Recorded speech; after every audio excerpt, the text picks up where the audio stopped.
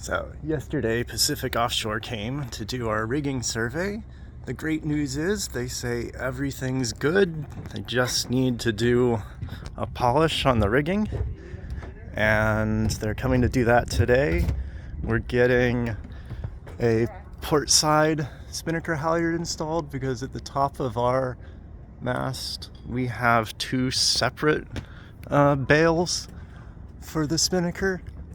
And right now we only did the starboard spinnaker line originally because we just weren't really confident we were going to be using a spinnaker a lot, but we do. And one thing our rigger suggested yesterday was that whenever we're not sailing, store the lines where they have no chafe. So you can see I hooked them down there and they just run straight up to the mast, no chafe. We've always done that for the halyard. You can see the blue one back there. Doesn't rub up against anything. But because of this little catch they put on the spreader, I didn't think that was necessary for the ones that go in the catch. But when he inspected, he said there's just a little bit of extra wear on the covering of well, I guess it's not covering, it's just purely Dyneema for the silver line here between the two halyards. That's the Solent stay that attaches where those two blocks are connected just behind the furler. We're thinking of getting like an 80 or 90% sail to go there for when we're sailing back upwind to San Diego from Mexico. But it's just so hard to store stuff. You can see right now we're storing our spinnaker under the kayak, and it probably could actually come back here into the kayak, but then to deploy it you'd have to actually raise the kayak, which is ridiculous. We wouldn't want to do that at sea.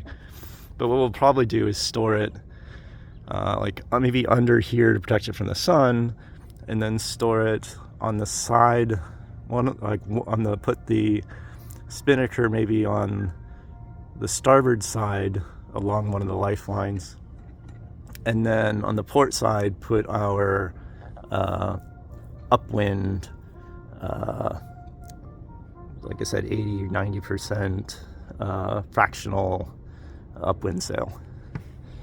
We'll see. I'm going to talk to North Sails this week or next week to decide what we should use, because they made our furling head sail, and based on what they say the maximum wind condition is for the furling head sail is what we'll look into finding used for our Solent.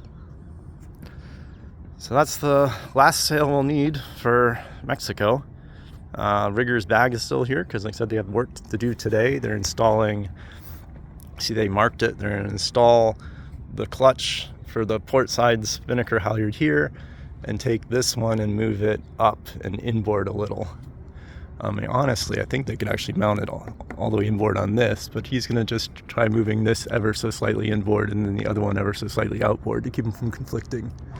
And that's because they want to avoid chafe on the spinnaker. I'm going to go to the other side. So the spinnaker always is going to be this green one here. The spinnaker halyard, it comes down into this clutch here, and so it's always on the mast, and they don't want that creating a lot of chafe. So the further inboard they can get it, the less chafe it's going to create, because you can see it just barely touches. Oops. It just, get a better view, it just barely touches up there. So